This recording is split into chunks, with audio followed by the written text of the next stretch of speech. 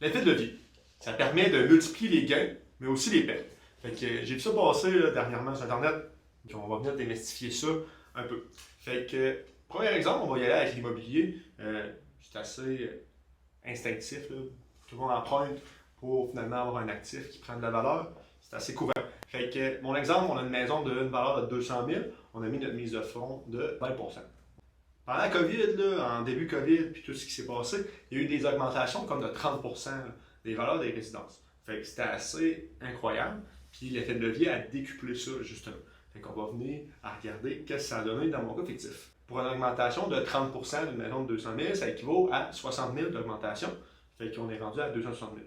Ce qui est intéressant dans ce cas-là, c'est que toute l'augmentation de la résidence, en réalité, ça va dans tes poches, ça va en équité. On ne prend pas en compte l'intérêt et tout ça là, sur ton prime. Fait qu'au final, tu avais ta mise de fonds de 40 000, tu ajoutes ça à 60 000, tu es rendu à 100 000.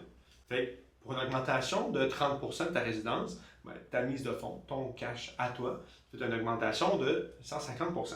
On voit comme l'effet de levier qui vient juste décupler toutes les sommes que tu avais mis. Wow! Mais par exemple, ça fait attention de juste s'attarder au beau côté de l'effet de levier parce qu'il y a le mauvais bord aussi de tout ça. Prendre l'exemple cette fois-ci en investissement, des fois il y a des gens qui vont emprunter pour investir. Tu avais 10 000, tu as vu une occasion en or, entre guillemets, puis tu veux à remprunter un autre 10 000 pour plus capitaliser ta position. Fait que là, tu vas avoir 20 000 en investissement. Si l'action que tu avais choisie pour faire ça, il y a une baisse de 20 au final, tu perds 4 000 Ce 4 000 là, il est directement sur ton capital à toi. Ton action a fait une perte de 20 ton capital, dans ce cas-là, tu aurais perdu près de 40 de l'argent que tu avais. Fait qu'on voit que là, ça a été doublé, ta perte en réalité, puis dans l'autre cas, c'était un gain. Tout dépendamment comment tu vas être leverage en anglais ou que tu vas emprunter comparé à l'argent que tu as, ben, plus que les multiples sont importants.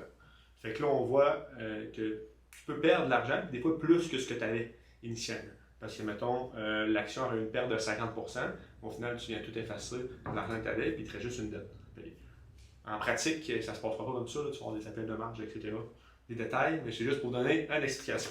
Couteau à double tranchant, mais quand c'est bien utilisé, ça fait des belles merveilles. Salut mon pote!